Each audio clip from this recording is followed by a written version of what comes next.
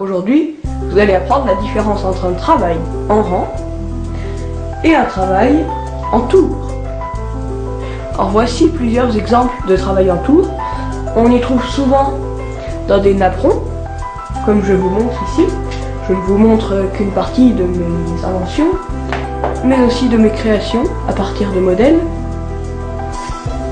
mais aussi pour des petites créations hyper jolies que je vous apprendrai dans d'autres vidéos.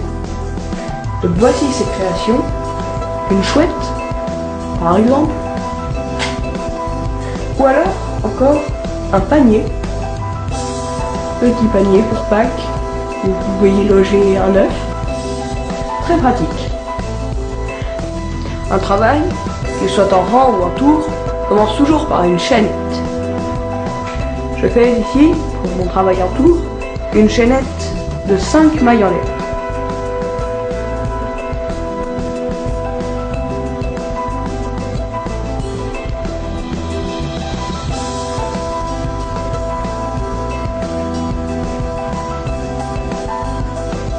Ensuite, joignez votre dernière ML dans la première ML.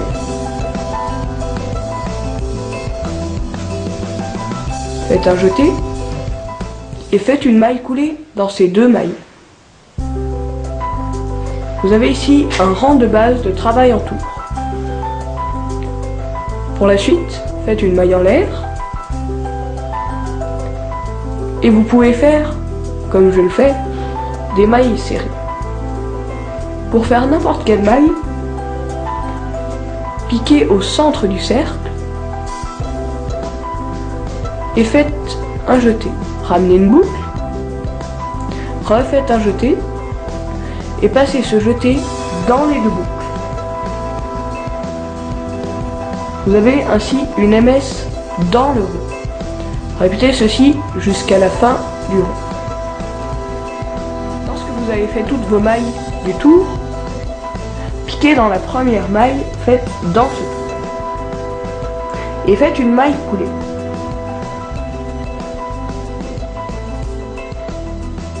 Voici le premier rang d'un travail en tour. Ensuite, pour les autres rangs, faites un jeté et refaites la même chose que le rang précédent. Par exemple, si c'est une maille serrée, refaites des mailles serrées sur tout le tour. Pour un travail en rond, vous n'êtes pas obligé de commencer par une chaînette. Vous pouvez commencer par un rond magique. Pour cela, enroulez une fois le fil autour de votre index. Ensuite, pincez à l'intersection entre la boucle et le fil. Piquez le crochet dans la boucle. Faites un jeté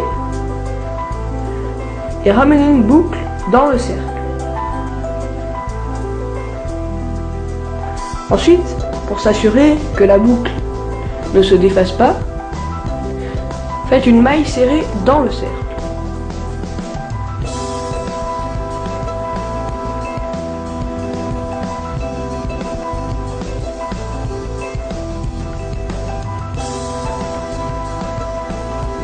Voici un rond magique.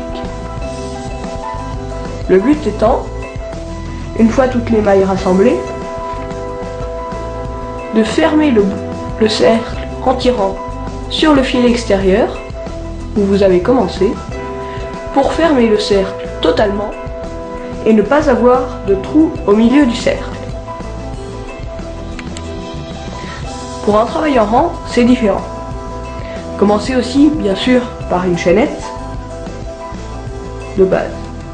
Je refais mes 5 mailles de la fois précédente.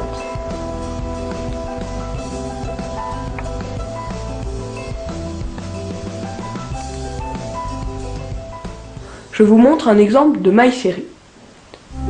Vous avez vu donc les 5 mailles de la chaînette que je viens de faire. Quand on vous demande par exemple, comme ici 5 mailles, rajoutez une maille pour faire le premier rang, afin d'avoir un bon début de rang. Piquez donc pour ce bon début de rang dans la deuxième maille à partir du crochet. et faites les mailles serrées. Dans ces boucles, dans ces mailles en l'air.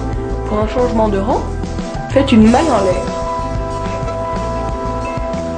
Ensuite, tournez le travail sur l'envers et piquez sur l'envers. Refaites la même chose sur l'envers.